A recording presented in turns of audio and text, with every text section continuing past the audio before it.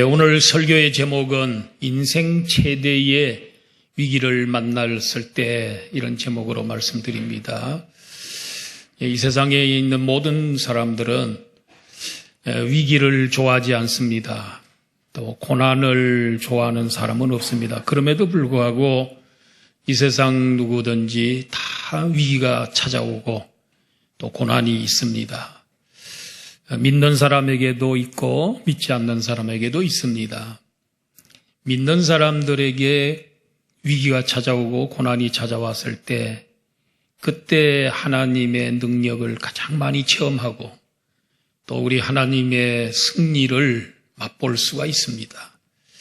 하나님은 기적을 행하실 때 보면 아주 위기의 순간에 절체절명의 어려운 그런 순간에 하나님께서 능력을 베푸셔서 기적을 일으키시는 그런 분임을 볼 수가 있습니다. 우리 하나님은 이 극적인 드라마를 참 좋아하십니다.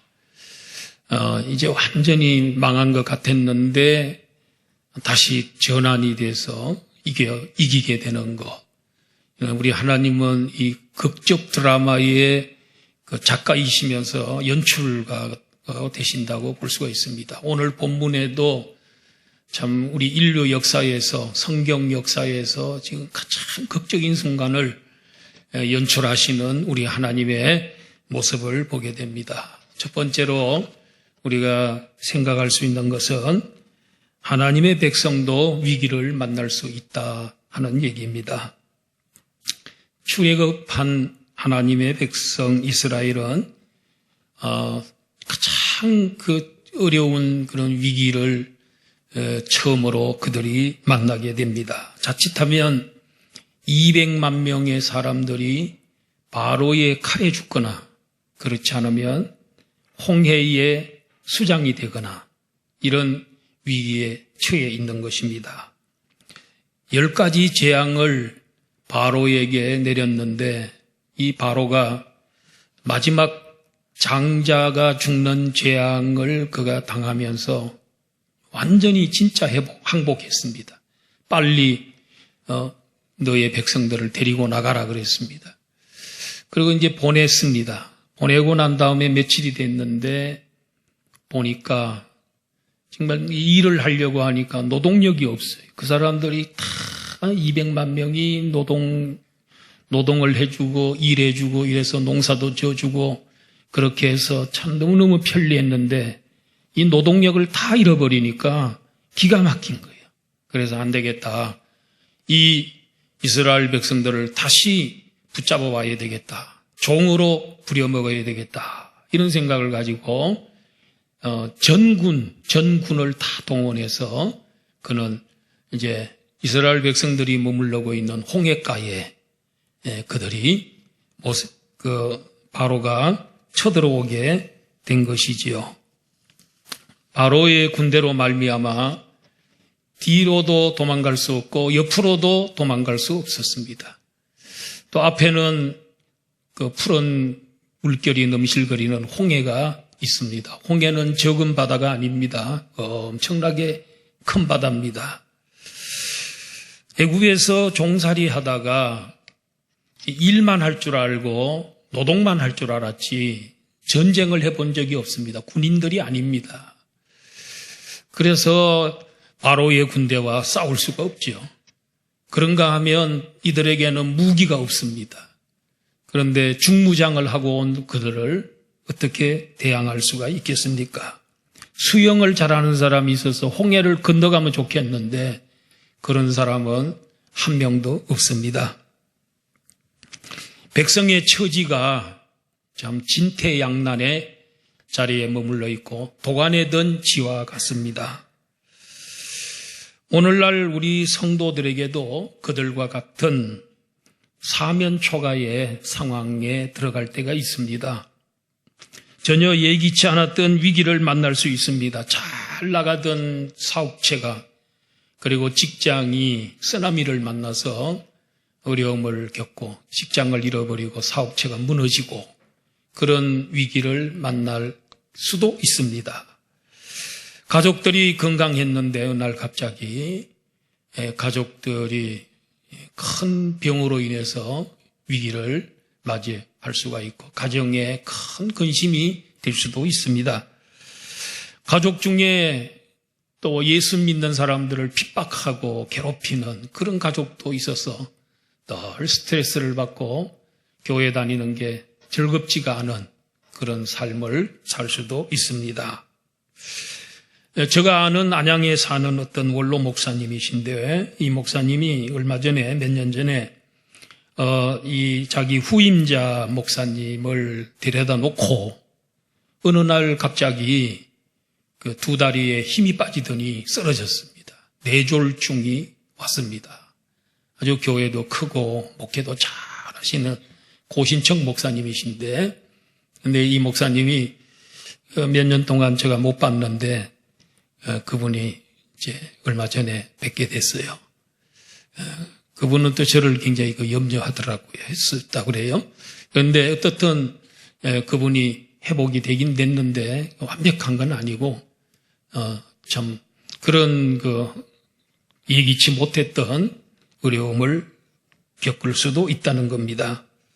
제가 아는 어떤 분은 우간다에 갔다가 말라리아에 걸려가지고 그래 이제 안식년도 마치고 오늘 그 교회 설교 복귀한다고 사역 복귀한다고 이제 그럽디다.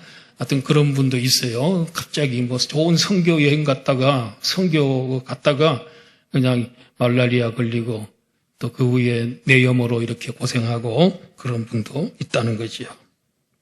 우리 하나님의 백성들도 이렇게 예기치 않았던 어려운 위기를 만날 수 있습니다. 욥을 보면 그렇게 어려운 사람이고 가정 자녀 교육 철저하게 하시고 정말 인내가 많았던 그분이지만은 그가 큰 시련을 겪었지요.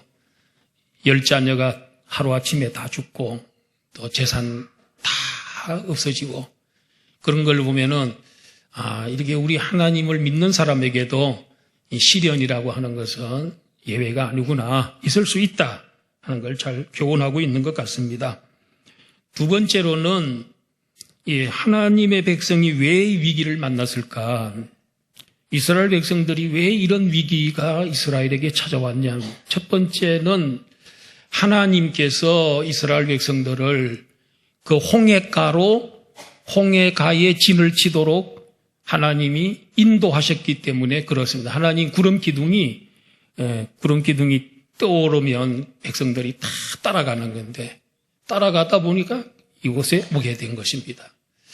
원래는 애굽이죠. 이집트에서 이 가나안 땅 이스라엘로 가려면은 그 지중해 해안길을 따라서 이렇게 올라가면은 그거는 한 달 정도면 200만 명이라 할지라도 한 달 정도만 부지런히 걸어가면 도달할 수 있는 곳인데 우리가 잘 아는 대로 무려 40년 만에 그들이 가나안 땅으로 들어가게 된 이유가 뭐냐?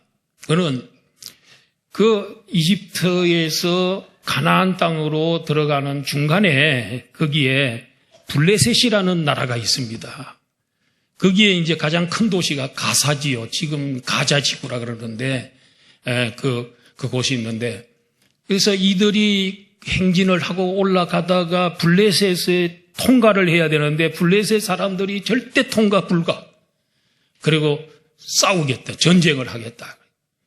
이스라엘 백성들이 전쟁도 경험도 없는데 아무것도 없는 사람들이 이 블레셋 사람들을 만나게 되면은 전부 돌아갑니다. 어디로? 애굽에 자기 집으로 다시 흩어져서 돌아갑니다. 그러면요, 그 다음에 누가 나와도 모세보다 더 센 사람이 나와서 가나안 땅으로 가자. 젖과 꿀이 흐르는 땅이 있다 가자 그래도 절대로 안 갑니다. 언제까지 안 갔냐면 지금까지도 안 가고 있었을 겁니다. 왜냐하면 블레셋의 후예가 팔레스타인이거든요. 말도 비슷해요. 블레셋, 팔레스타인. 그 후손들입니다. 지금도 팔레스타인하고 이스라엘하고 맨날 싸우잖아요. 그리고 특별히 어디에서? 가자지구, 가사. 사도행전에 나오는 가사, 거기인데 거기에서 싸우고 있는데 그래서 하나님은 어떤 면에서 보면 그게 가장 빠른 길 같지만은 다시 되돌아가 버리면은 그들이 갈 생각을 안 합니다. 쏘았다 그럽니다. 그래서 하나님께서는 광야길로 돌려서 어디로? 홍해가에 진을 치도록 한 것이 하나님의 역사입니다. 그러다 보니까 이스라엘 백성들은 하나님의 이 계획, 이게 가장 빠른 길인데, 돌아가는 길이 가장 빠른 길이고 가장 빨리 들어갈 수 있는 길인데 그걸 모르는 이스라엘 백성들은 하나님을 원망하고 또 모세, 지도자 모세를 원망했던 것을 보게 됩니다. 애굽에 매장지가 없어서 당신이 우리를 이끌어내어 이 광야에서 죽게 하느냐? 전에 당신에게 한 말과 같이 우리를 내버려 두라. 우리가 애굽 사람을 섬길 것이라. 애굽 사람을 섬기는 것이 광야에서 죽는 것보다 더 낫겠다 하면서 애굽에서 그렇게 고통당하다가 나왔는데, 해방대에 나왔는데도 차라리 애굽에 있는 게 더 낫겠다. 이게 광야에서 고생하는 것보다는 하나님의 섭리와 하나님의 뜻을 믿지 못하고 모르는 사람들이 이렇게 원망하고 불평을 많이 하지요. 우리도 우리를 향하신 하나님 뜻과 섭리를 잘 몰라서 입술로 범죄할 때가 많습니다. 내가 무슨 잘못한 것이 있다고 하나님 이렇게 대우하십니까? 왜 보고만 계십니까? 좀 잘 믿어보려고 하는데 왜 이런 시련을 주시는 겁니까? 왜 사고가 나는데 하나님이 좀 막아주지 않았습니까? 왜 보이스피싱 전화가 우리 집으로 아주 않도록 했는데 왜 방관하셨습니까? 하면서 이렇게 할 때가 많고요. 그 다음에 주의 종에 대해서도 왜 목사님은 우리가 편한 걸 못 보셔. 그래서 모여라. 기도해 나와라. 그 다음에 무슨 전도해라. 상공부해라. 이제 얼마 안 있으면은 고난주간 특별 새벽 기도회 또 한다. 이러면서 자꾸 우리가 편한 걸 못 보시고 자꾸 이렇게 우리를 어떤 면에서는 괴롭히는 것처럼 보일 때가 있다. 이렇게 하는 분은 우리 교회는 없지만은 다른 교회는 좀 있다 그래요. 그런데 어떻든 이렇게 여러분이 모세는 하나님의 대언자지요. 대리자지요. 그렇기 때문에 모세를 비방하고 하는 것은 바로 그를 세우시고 그를 쓰시는 하나님을 대적하는 것과 같다고 볼 수가 있습니다. 그래서 결국은 하나님의 뜻과 섭리 때문에 그들이 광야길로 와서 홍해가에 진을 치게 된 거란 말이에요. 하나님의 섭리가 있는 거예요. 이 세상의 모든 일, 성도들에게 일어나는 모든 일에는 다 하나님의 뜻이 있고요. 깊은 섭리가 그 속에 있다는 걸 알아야 합니다. 또 한 가지는 인간의 욕망 때문에 이스라엘이 위기를 맞았습니다. 바로 그 노동력, 그 좋은 노동력을 잃어버리고 그들이 그 나일강가에 그렇게 넓은 평야에서 살았는데 일할 사람이 없어요. 그동안에는 그들이 몇백 년 동안 일해줬는데 부려먹었는데 그래서 그들이 다시 이스라엘 백성들을 잡기 위해서 온 겁니다. 바로 이 욕심이 잉태한 적 죄를 낳고 죄가 장성한 적 사망을 낳는 줄로 믿습니다. 어떤 미국의 어떤 군인 남편을 따라서 이제 캘리포니아 지역으로 이사를 가게 된 어떤 여인이 있었는데 캘리포니아 지역은 옛날에는 그 광야 같고 사막 같은 지역이잖아요. 그래서 이 바람이 불면은 이 모래바람이 불게 되면은 집안에 모래가 가득하게 쌓인다 그래요. 그래서 그 부인이 너무너무 고통스럽고 괴로워가지고 견딜 수 없어서 친정 아버지에게 편지를 썼어요. 지금 모래 때문에 미세먼지 때문에 이렇게 고통을 당한다 이랬더니 그 아버지가 답장을 이렇게 해줬는데 이런 내용이 있습니다. 두 사람이 감옥 창문으로 밖을 내다보았다. 한 사람은 진흙만을 보았고 다른 한 사람은 별을 보았다. 나중에 진흙만 보는 사람은 절망과 좌절에 빠졌지만은 별을 본 사람은 소망을 갖게 되고 희망을 갖게 되었다. 이렇게 답장을 해줬어요.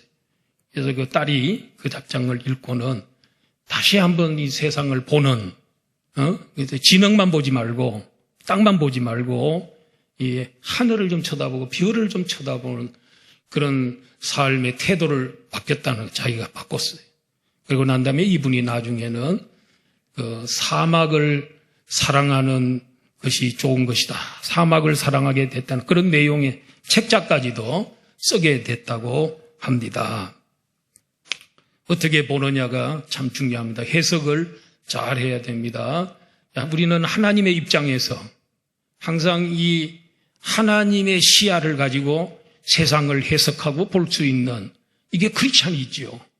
불신자들은 인간적인 세상의 유행이나 세상의 전통이나 또 세상의 철학이나 그런 것 가지고 세상을 해석하지만 우리는 이 하나님의 눈을 가지고 하나님의 시야를 가지고 세상을 볼 줄 아는 그런 사람이 되어야 될 줄로 믿습니다. 세 번째로는 위기를 어떻게 극복했나요? 첫째로는 이스라엘 자손들은 심히 무서워하여 여호와께 부르짖었습니다. 얼마나 무섭습니까? 지금 그 애굽의 전군이 바로 왕이 지금 와 있습니다. 그 불과 이스라엘 백성과 그들 사이에는 그냥 몇십 미터밖에 안 됩니다. 그런데 거기 오지도 못하는 것은 구름 기둥과 불 기둥이 그 중간에 막아서 있기 때문에 불기둥 때문에 저들이 이스라엘 백성들을 침범하지를 못, 도관에든 지와 같은데도 침범하지를 못하는 거예요. 그런데 그 이스라엘 백성들은 다 보이는 거예요. 그들이 앞에서 지금 중무장하고 다 와서. 그리고 앞에 보면은 또 뭐가 있습니까? 홍해가 넘실거리죠. 이런 상황 속에서 얼마나 그들이 무서웠겠습니까? 그래서 그들은 무서워서 하나님 앞에 부르짖어 기도했다고 했습니다. 무서워서 기도하는 거, 그건 당연하죠. 당연히 그렇게 해야죠. 성도들은 기도를 원치 않으면 하나님께서 무섭게 해서라도 이런 위기 속에 집어넣어서라도 무릎 꿇게 만들고 부르짖게 만드는 하나님의 그 섭리가 있는 거죠. 그래서 무서워서 기도하는 것은 잘못된 건 아닙니다. 당연히 그렇게 되는데 그런데 그런 무서움이 있는데도 기도 한마디 안 하고 눈 하나 깜짝하지 않는 그런 무감각한 사람이 있다면 과연 신자인가? 하나님의 백성일까? 한번 점검해 볼 필요가 있다고 봅니다. 그래서 그들은 부르짖어 기도하다가 또 눈을 떠보면은 바로의 군대가 그대로 더 극성을 부리고 그 모습을 보면서 지도자를 또 모습, 애굽에 매장지가 없어서 우리 광야에서 죽게 하려고 데리고 나왔나? 차라리 그냥 우리가 거기에서 바로를 섬기는 게 더 좋을 뻔했다. 이러면서 그들은 마음이 많이 변했습니다. 믿음이 약한 것이지요. 하나님은 그들의 믿음이 약한 것을 아시고 하나님께서 그들을 길이 참으시고 인내하여 주시고 그들의 부르짖는 기도를 하나님 귀하게 여겨서 그들을 도와주신 것입니다. 만약에 이스라엘 백성들이 끝까지 엎드려 기도했더라면 하나님만 보이고 사람은 보이지 않았을 텐데 바로가 보이지 않았을 텐데 기도가 너무 짧은 것이 문제였습니다. 기도 시간은 하나님과 나와 독대하는 시간입니다. 우리가 대통령과 독대하는 것을 우리 여러분 평생 동안 저도 한 번도 해본 적이 없는데 그러나 우리 하나님과 독대하는 건 제가 한 60년 가까이 50년 이상 하나님과 독대하는 건 많이 해보고 지금도 하고 있습니다. 제가 기도하면 하나님이 저를 1대1로 만나주시지요. 하나님만 바라보게 되면 하나님의 능력이 보이고 우리 하나님의 승리가 보이고 이렇게 하는데, 하나님 안 보고 또 환경을 보고 바다를 보고 그리고 또 애굽의 군대를 보고 무기를 보고 이렇게 하게 되면 절망할 수밖에 없다는 거죠. 우리가 무서워하는 것은 왜 그렇습니까? 기도가 부족한 것이다. 또 남을 원망하는 것은 기도가 부족하기 때문에 남을 원망하는 것입니다. 우리는 무슨 문제가 있더라도 하나님 앞에 나가서 엎드려 기도하고 하나님 앞에 아뢰어야 될 줄로 믿습니다. 우리 하나님 얼굴만 바라보시면 절대로 절망할 일이 없습니다. 원망 불평할 일도 없는 줄로 믿습니다. 그리고 모세는 어떻게 했습니까? 모세는 믿음으로 구원인 하실 것을 선포하고 승리를 선포하고 일을 했습니다. 그래서 그들을 보고 너희는 두려워하지 말라. 가만히 서서 여호와께서 오늘 너희를 위하여 행하시는 구원을 보라. 너희가 오늘 본 애굽 사람을 영원히 다시 보지 아니하리라. 믿음의 사람 모세는 백성들하고는 좀 달라요. 백성들도 물론 기도했지만은 모세는 끝까지 기도하고 그리고 하나님만 바라봤더니 하나님이 그의 입에 넣어주는 말, 하나님께서 하시는 그 음성 듣고 그대로 백성에게 전해주는, 두려워하지 말아라. 그리고 하나님께서 행하시는 구원을 보라 하면서 그들에게 도전합니다. 하나님의 말과 모세의 말이 똑같습니다. 하나도 안 틀립니다. 그 상황 속에서 두려워하지 말라고 하실 분은 하나님밖에 없습니다, 여러분.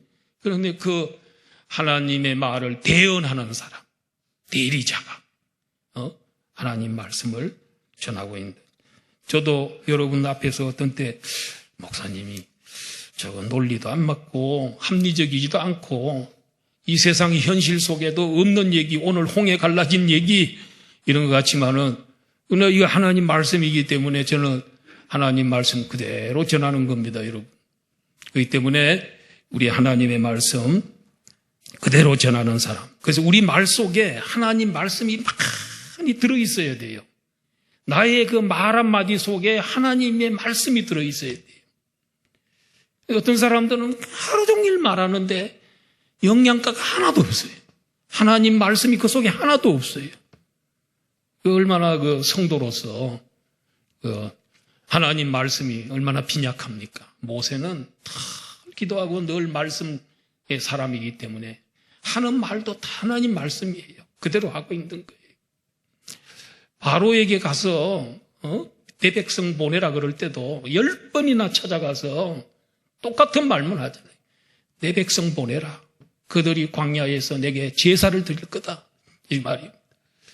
그런데 그게 씨알이 먹히지 않는 것처럼 보였는데 바로에게 가서 그 말을 하면 할수록 10번이 가까워올수록 바로의 마음이 괴로운 거예요.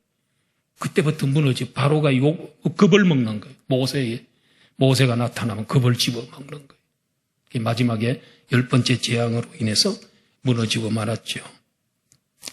가만히 서서 여호와께서 오늘 너희를 위하여 행하시는 구원을 보라. 여러분, 그 상황 속에서 무슨 바로와 대적을 하겠어요? 바다에 뛰어들겠어요? 아무것도 할 게 없어요. 오직 우리 하나님이 행하시는 구원을 보기만 하면 돼요. 그럴 때가 있어요. 우리도 아무리 노력해도 안 되고 안 될 때가 있어요. 그럴 때는 어떻게 기도하고 하나님이 도와주심을 바라봐야 돼. 예? 하나님께서 도와주실 것을 바라봐야 돼. 자, 에베소서 2장 8절 보면 하나님이 우리를 구원시켜 주실 때 어떻게 구원시켰는가? 너희는 그 은혜에 의하여 믿음으로 말미암아 구원을 받았으니 이것은 너희에게서 난 것이 아니요 하나님의 선물이라. 이 구원은 하나님의 은혜로 사랑으로 주어지는 하나님의 선물이라는 거예요. 왜냐, 여러분, 우리가 아무리 노력을 해도 구원을 이룰 사람은 세상 천지에 한 명도 없어요. 구원을 이루려고 그렇게 노력하고 그렇게 참 경건의 삶을 살고 그런 노력한 사람도 구원에 이런 사람이 한 명도 없어요. 그래서 오직 예수 그리스도가 우리를 위해서 십자가에 져주시고 3일 만에 살아나 주심으로 우리는 하나님의 은혜로 우리 예수 그리스도의 공로로 구원받는 줄 믿습니다.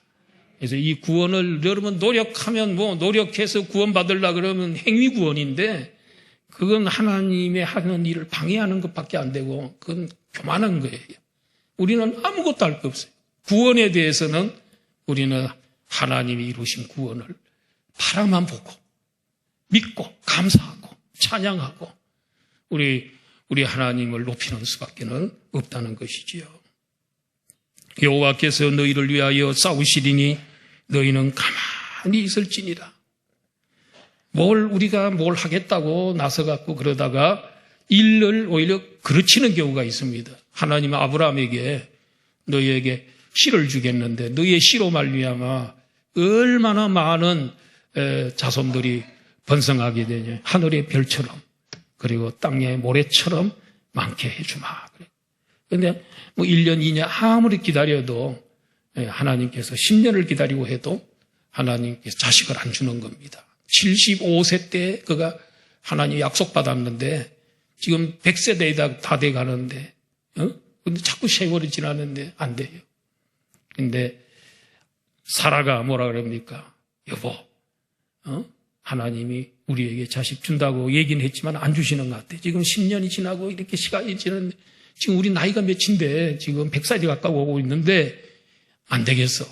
하갈을 통해서 우리 자식 봅시다. 그래. 안 된다. 그래. 자꾸 밤낮으로 졸라대니까 그래. 그래가지고 아이를 낳았는데 누굽니까? 이스마엘. 이 이스마엘이 그 후손들이 누구냐면 아랍인들, 아랍 족속들이 있잖아요. 그게 전부 이스마엘의 후예들이에요. 그리고 이삭의 나중에 이제 100세 때 낳았는데 그 이삭의 후예가 지금의 이스라엘이. 이스라엘하고 아랍하고 그 비율이 50대 1이에요. 50대 1. 아랍 족들이 엄청 많아요. 6.1 전쟁할 때도 아랍과의 전쟁을 해서 물론 골란공원 거기를 이스라엘이 차지했지만은 그래도 참 6일 만에 다 이긴 거예요. 아랍을 이긴 거예요. 지금까지도 그런 분쟁을 하고 있습니다.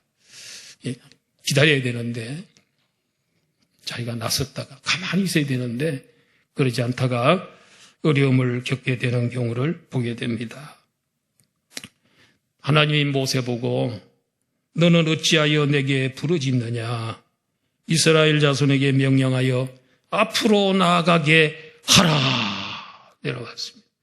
어찌하여 부르짖느냐는 말은 너 왜 기도 할 필요 없어. 그렇게 아닌 게 아니고 기도를 이제 충분히 했으니까 기도를 너무 많이 그 정도 기도하면 됐어. 이제는 뭐 할 때냐면 기도 끝내고 이제는 백성들을 바다로 내몰아라. 백성들로 하여금 바다에 들어가도록 밀어넣어라. 이 말입니다. 앞으로 나아가게 하라는 것입니다. 근데 아직도 넘실거리고 있는데 백성들 보고 앞으로 바다로 들어가라 그럽니다. 이게 쉬운 게 아니지요. 그래서 모세가 지팡이를 하나님 주신 그 능력의 지팡이를 바다를 향하여 탁 내밀고 있는 동안에 그 동풍이 불어오더니 이 바다가 앞에서부터 슬슬 갈라지기 시작하고 그러면서 이스라엘 백성들의 발이 바닷물에 닿는 순간에 갈라지기 시작하고 마치 그 뭐 같으냐면 저 요단강에 들어갈 때 요단강에 이제 건너면 가나안 땅입니다. 백성들이 제사장들이 법궤를 메고 이 요단강 물에 이제 그 발을 제사장들의 발이 닿는 순간에 이 요단강이 쫙 갈라져서 백성들이 적과 꿀이 흐르는 가나안 땅에 첫 발을 내딛게 되는 것처럼 순종하는 자예요. 하나님께서 앞으로 나아가는 사람에게 순종하여 나아가는 사람에게는 하나님이 책임지고 홍해도 갈라주시고 바다에 길을 만드시는 분인 줄로 믿습니다. 하나님은 다 알아셨죠.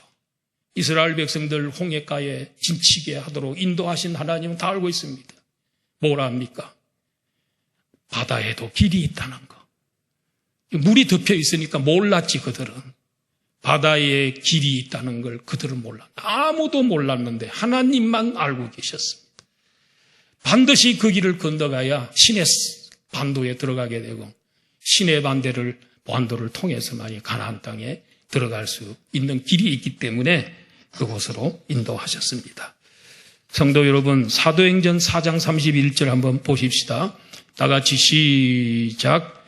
빌기를 다하매 모인 곳이 진동하더니 무리가 다 성령이 충만하여 담대히 하나님 말씀을 전하니라. 빌기를 다하매 하는 말은 충분히 기도했습니다.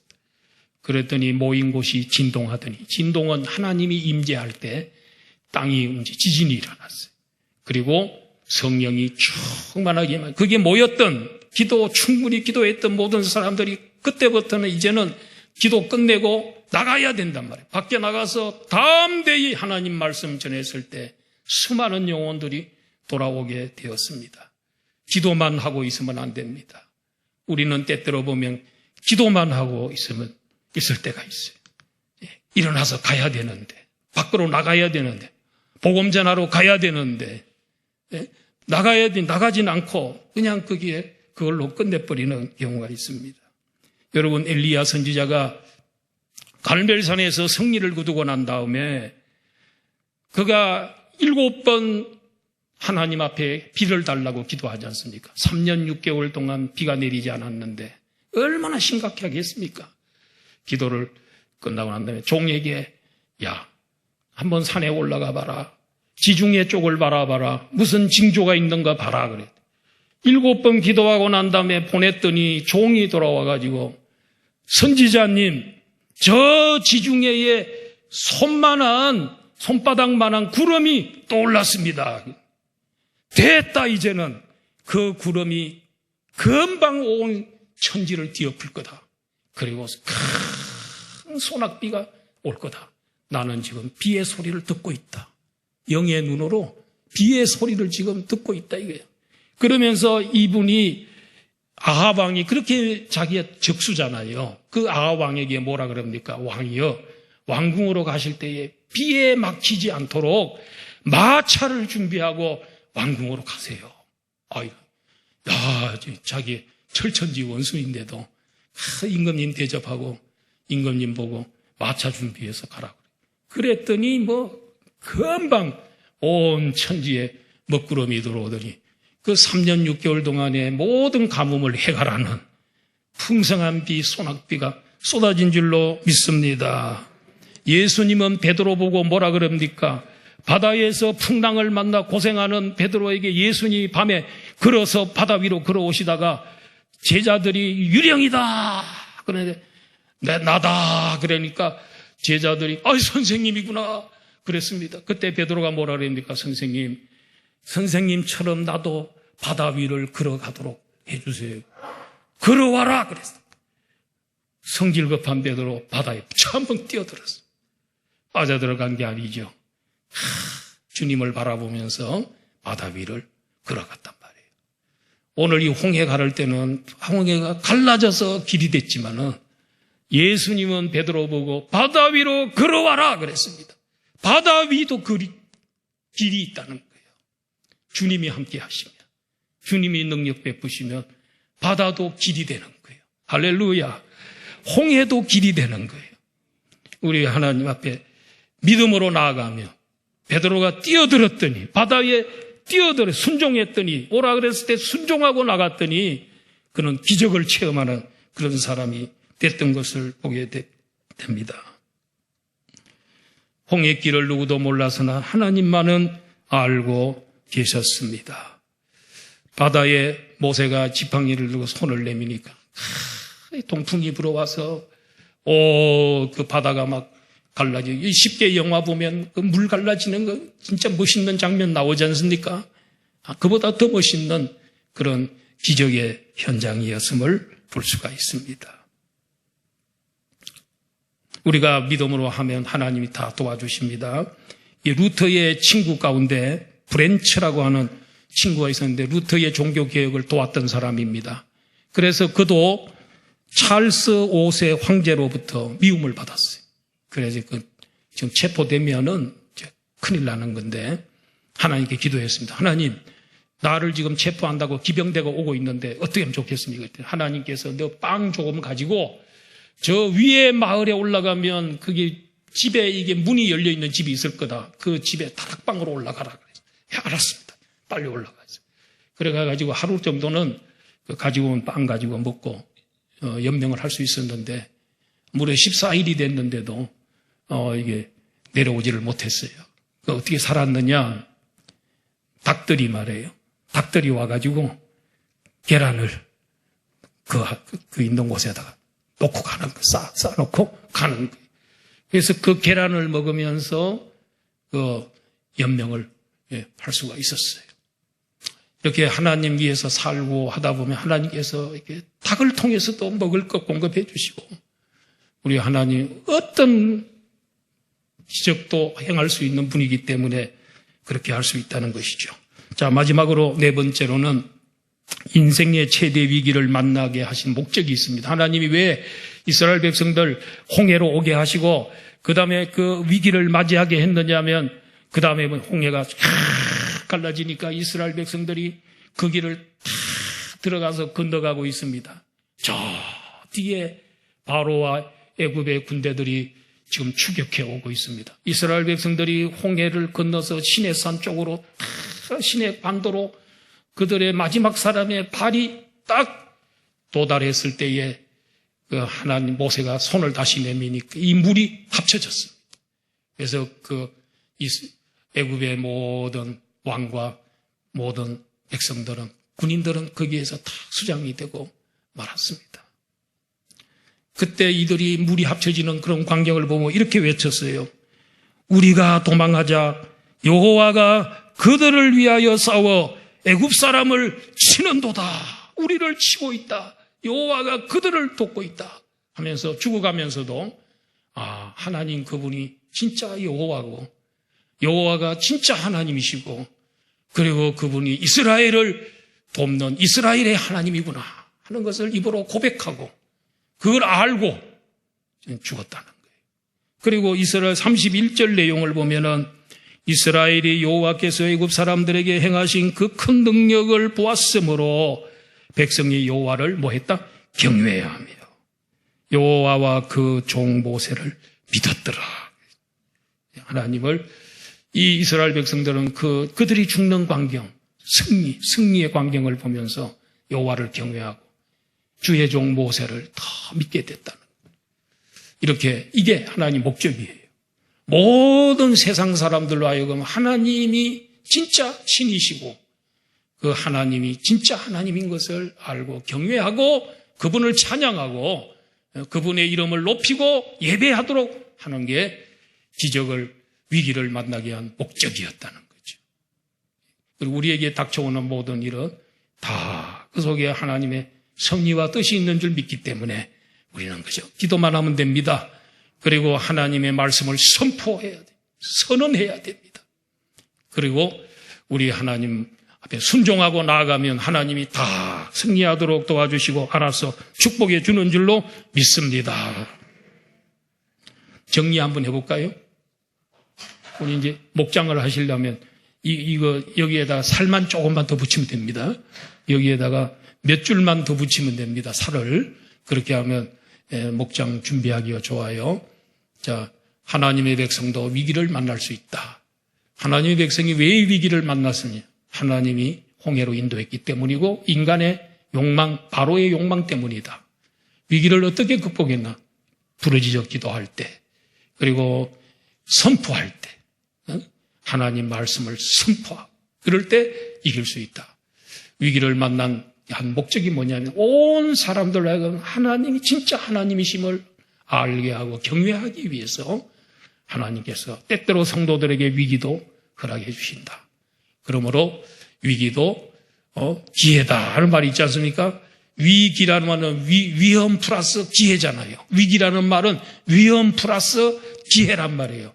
위험하지만은 이게 승리의 기회고 축복의 기회란 말이에요. 그렇게 우리는 위기를 해석할 수 있기를 바랍니다. 기도하겠습니다. 아버지 하나님,